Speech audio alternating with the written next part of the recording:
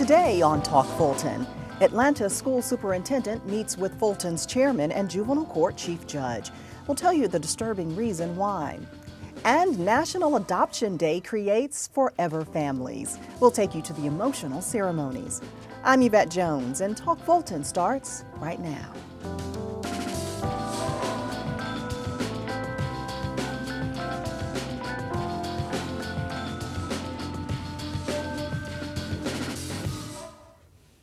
We're talking today about an alarming statistic concerning school-aged kids and the justice system. Nearly half of the misdemeanor cases handled at juvenile court are in some way school-related incidents. Fulton's chairman and juvenile court chief judge have been looking for answers to address this growing issue for the court. Both met with the Atlanta school superintendent to address the number of students involved in the juvenile justice system. FGTV's Priscilla Ortega has the story. When the high-ranking officials met to discuss what can be done to keep students in the class learning instead of out on the streets committing crimes, one fact stood out. School-related incidents are increasing, and in many cases, it's those incidents that lead to an introduction to the juvenile court system. It was the first meeting of its kind for Fulton's chairman, juvenile court chief judge, and the Atlanta school superintendent. All had agreed to meet to address the disturbing numbers related to school-age students and crime. According to juvenile court statistics, 41% of misdemeanors at juvenile court are school-related, a stat that has all parties looking for answers. So many of our juvenile court, much of our juvenile court business comes from the schools. We would like to help solve those problems much earlier. Not just to reduce our workload, but to contribute what we know to trying to address the problems that our children are having in the schools and in our community. Atlanta school officials report that there are twice as many students given out of school suspensions than are given in school suspension. That means those kids are free to roam the streets, which often lands them on the wrong side of the law. Statistics show that the number of school-related arrests are also increasing.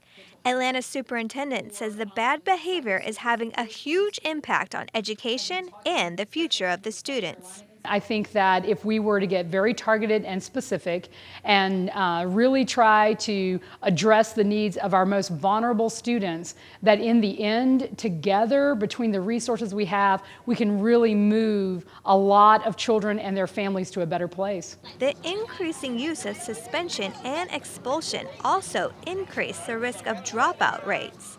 Collaboration between parents, the school system, and the community is the answer. We had a robust conversation, a lot of great ideas, and we're going to work towards a partnership with the school system because it's a win-win for the county and the kids of our communities. Fulton's Aging and Youth Director and Housing and Human Services Director were also part of the discussion. Fulton plans on using a holistic approach as it works with its partnership with the schools, using several county departments, including juvenile court. Reporting for FGTV, I'm Priscilla Ortega. Well, the Honorable Bradley Boyd is the juvenile court chief judge. Welcome to the show, Your Honor. Thank you. Well, Judge, we just heard that some 41% of the misdemeanor cases that you see in juvenile court are school-related in some way. Tell us how. Well, these are the kinds of incidents that come to us and we realize that either they come directly from the school or they may relate to transportation to and from school. In some way, they're related to what goes on in the schools. Mm-hmm. Frankly, some of these are probably matters that can be better handled without going through the law enforcement process. Mm-hmm. We know for a fact that when a child is referred to the juvenile court system or pushed into the courts, that alone is a factor that increases the likelihood that that particular child is going to find other avenues into the court system. It's called the school to prison pipeline, mm-hmm. and just the referral of a matter from schools into the court generally can be harmful to the child. So these incidents are fights, threats. The kinds of things probably that used to be handled within the school's disciplinary system. Sure. And More recently, we have had more law enforcement involved in our schools, and I think that in some ways we have sort of looked a little too quickly to make an educational problem or a school discipline problem into a law enforcement problem, and as a result, that increases the number of kids coming into our court system. Understood, understood. So typically and generally, what happens in these types of cases for the juveniles? Well, a variety of things can happen. Certainly we try to see if we can find some diversionary kinds of programs to direct these children into. However, just the realities of the court system is such that if a case is scheduled for a court hearing, there may be an initial hearing relatively quickly, but in order to get on a trial schedule, it may take several months. Sure. By the time that case comes up, the matter's old. The parties involved, the witnesses, the police officers, perhaps the teachers, other persons that are involved, have really kind of lost interest. They decide, I don't really need to go to court. The case gets dismissed, and really all that has happened is we've referred a young person to court, we've exposed them to the juvenile justice system, and then nothing ultimately happens that's in any way productive for them. So now, and as we saw, so now you're trying to really take a closer look at this and bring all parties to the table. We saw in the piece that you met with the chairman and the school superintendent. How did that meeting originate? From some of these very same concerns? Well, not specifically over these concerns. I think the Chairman Eves, from the time that Dr. Karstaffen took over as superintendent of Atlanta schools, has been very much interested in finding ways that Fulton County government and the resources that we have within Fulton County can support what some of the needs are in Atlanta schools. And so I was invited to a meeting which involved not just myself and Dr. Karstaffen, but the director of the Human Services Division, the Office of Youth and Aging, to just simply talk about what kind of resources do we have in Fulton County that can be of benefit to Dr. Karstaffen and the Atlanta Public Schools. And Dr. Karstaffen was ready to lay out all the kinds of issues that she has and that she sees within the system. Some of them related to juvenile court, many did not. Okay. But I think the chairman was pleased to find ways that various parts of our Fulton County government can be a positive help to the superintendent. And we saw a snapshot there, but can you talk about what you discussed specifically? Well, I think specifically Dr. Karstaffen was sort of laid out all the issues that she sees, and they have to do with transportation of children, sometimes just getting children to the place where they can get on the bus to get to school, housing, nutrition, health care. All of these things can impact the way that children experience school or do or not even get to school. Sure. Some Some of them may have some impact and involvement in what happens in juvenile court. Many of them, frankly, did not. There's a whole array of services that I think may be available in Fulton County that I think the chairman is interested in finding ways that we can plug in various manners. Sounds good. Now, were there any real takeaways in terms of what happens next with this partnership? Well, there was not any specific agreement signed or put in place at that time. I think what we left with was the understanding that Dr. Karstaffen is certainly interested in what Fulton has to offer. The chairman was certainly willing to work within Fulton County system to try to free up whatever kind of services we might have that would meet the needs of Dr. Karstaffen. I think there will be ongoing conversations about that. Specifically in juvenile court, we have received a grant from the National Council of Juvenile Family Court Judges to create programs both in Fulton County and Atlanta schools to set up alternate means of dealing with behavior issues in the schools that may not affect the courts or that may not involve the courts. And the juvenile court has been working with some of the administrators and personnel from Fulton County schools and also some from Atlanta schools. In fact, we're in the process right now of developing a memorandum of understanding to work with the school resource officers, behavioral, school discipline directors, and perhaps even use some of our juvenile court personnel, probation officers, to work within the schools and try to find ways that we can deal with behavior issues and keep the kids out of that juvenile justice system. Not only does that help the courts, but it also, I think, creates a much more positive kind of experience for kids in the schools themselves. Certainly, certainly. Sounds like a holistic approach and really getting to the root cause of some of the behavior, right? I think so. As I mentioned, I think we may have gotten a little bit too policed up. And just last night, I had the privilege of swearing in the new chief of the Fulton County Schools, who has made a strong commitment to working with us in finding and specifically training the kind of school resource officers they bring into the system so that these officers are more than just off-duty regular police officers. These are officers that are trained specifically to recognize and deal with the kind of emotional, mental health issues, other kinds of issues that children have, trauma issues that contribute to behavior problems. And I think if we can recognize those problems early in the schools and get the school personnel and the school resource officers addressing them in a positive way, I think we can make tremendous strides in having a good impact on the children. Well, you're making great inroads already. Now, Judge, that is just one of the issues that your court deals with. When we come back, we'll talk about one of the more positive days for juvenile court, Adoption Day. Stay with us, everyone.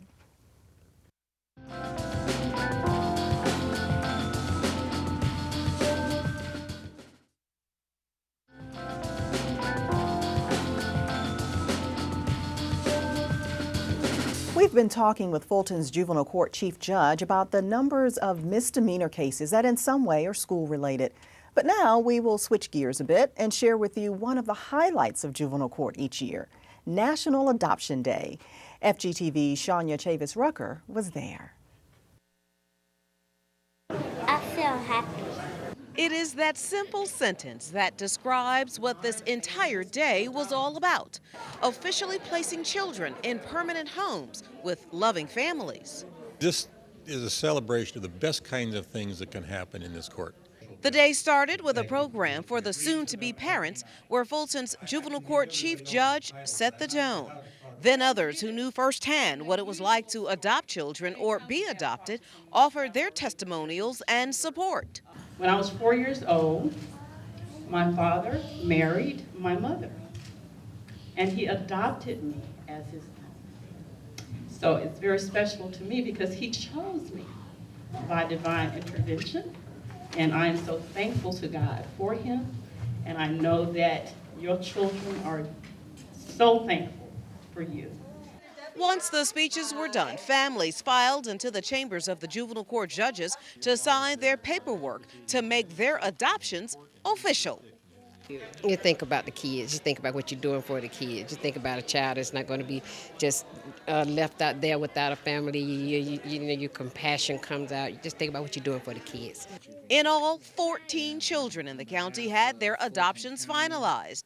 Fulton's Juvenile Court was the only juvenile court in the state to hold its ceremony on National Adoption Day. We've seen the circumstances that brought them here. We have struggled with the efforts to try to find them a permanent family.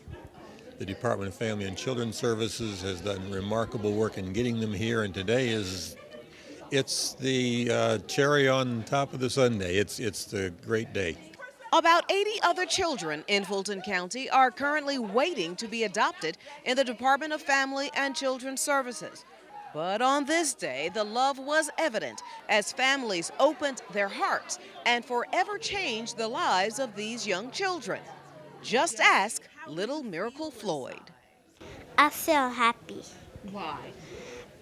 Because I love my auntie and uncle, and I'm so glad that we get to live with them forever. Forever. Beautiful stories. Now, Judge Boyd, I can see why this is such an incredible day. So now, Fulton is the only court in the state to finalize the adoptions on the actual National Adoption Day. Why was it so important to hold the ceremonies on this day? Well, it's a celebration. It is, as the name says, National Adoption Day. And we want to participate in what is a national celebration.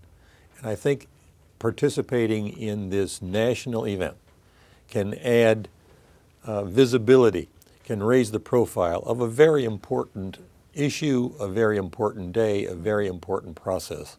So we do adoptions through the year, but adoptions on National Adoption Day, I think, gives us an opportunity to really celebrate what this is all about, along with other courts, other families, other children all across the country, and to also help show our community what's happening in our community and some of the really good things that we can accomplish right here in Fulton County. Absolutely. But you also finalize adoptions during the year, correct? Thanks to a recently changed law? Well, it's not so much a recently changed law. It's in Fulton County. Adoptions are generally done in any county in Georgia. Adoptions are generally handled in the Superior Court. The Superior Court judges in Fulton County have very graciously given the authority to serve to the juvenile court judge to serve on these proceedings as Superior Court judges so that we can finalize those adoptions. The adoptions that we do in juvenile court are the children that have gone through the juvenile court process to be freed up for adoption through Department of Family and Children Services. And it helps us, first of all, it's a much more expedient way of getting things done quickly and getting these children into their homes. Also, it's a wonderful way to wrap up what has been going on sometimes for years, and to see the conclusion of what has sometimes been a difficult and painful and sad kind of experience, and turning it into just the kind of best kind of outcome we can have. So I think the Fulton County juvenile judges are probably the only juvenile judges in the state that actually get the opportunity to do that. And what a good opportunity it is. Let's talk a bit about the process. People need to know what? Well, the way these adoptions that we do happen is children come into care in the Department of Family and Children Services.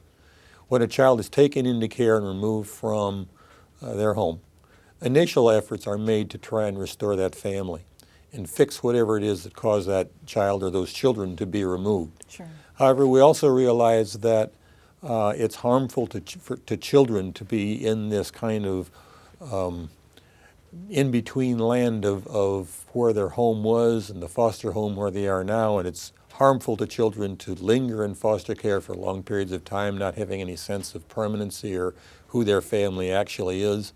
And so we make great efforts to try to help the family and to restore the family, but when it becomes apparent that that's not going to happen or cannot happen, then the department starts looking for placements of foster parents that would be willing to carry the matter through to adoption. Sure. And we then start looking at what needs to be done to help prepare these homes and these parents to be the permanent, forever parents for these kids. Now, how does the court staff, along with DFACS, assist in that process? Well, there are a number of reviews that happen. Once children come into care, the court sees them frequently. The new juvenile code that went into effect in 2014 assures that these children that come into care are looked at regularly by the court, and in fact has expedited the process so that decisions need to be made earlier than they used to be made as to whether or not this child can go home, and if not, let's move forward for adoption. So there are reports that come in every time we see these children. What kind of progress is being made? If none is made, what kind of efforts are being made to find a forever family for them? Sure. So the juvenile courts are involved in trying to push that process forward and make decisions along the way as to where we might need to shift from the track of reunification to a track of adoption. And yet there's still a number of children still available for adoption. What's the average age? I couldn't tell you what the average age is. We have children that are infants, that some who have been abandoned essentially at birth. We have teenagers. I think of this past adoption day, we had some children that were in their upper teens, 15, 16, 17. We've also had some very young children that were infants. Now, is there such a thing as aging out? I've heard that term before, where the children are too old to be adopted. Aging out happens when children come into foster care and they don't find a permanent home for them. They can't go home. No adoptive home, no kind of permanent home has been found for them, and they eventually reach the age of majority, never having found that, and they essentially age out of the foster care system. Now, I imagine, though, it has to be rewarding when there is a connection made and the process finally makes its way through. And I imagine it's rewarding for every single child and family that it happens for. Some children we see over the course of as long as 5 years and finally find a home. It's incredibly rewarding. Wow, beautiful stories. Any final thoughts you have today, Judge? Well, as far as adoption goes, I would just urge everyone to think about the children we have in our community. You know, we do spend a lot of time thinking about the children in all parts of the world that certainly need our help, but we have children right here in Fulton County that need a home that would flourish if they found parents who could step forward and be that home for these children. I'd encourage anyone who sees and hears us to think about what they might be able to do for our children. Awesome, awesome advice. And we love covering the ceremony every year, and we look forward to many more years to come and many more families connected out of this process. Judge Boyd, thank you so much for your time and for all the work you do at Juvenile Court. Thank you so much for having us. Absolutely. Now, if you want more information on the adoption process, please contact the Department of Family and Children Services. We will be right back.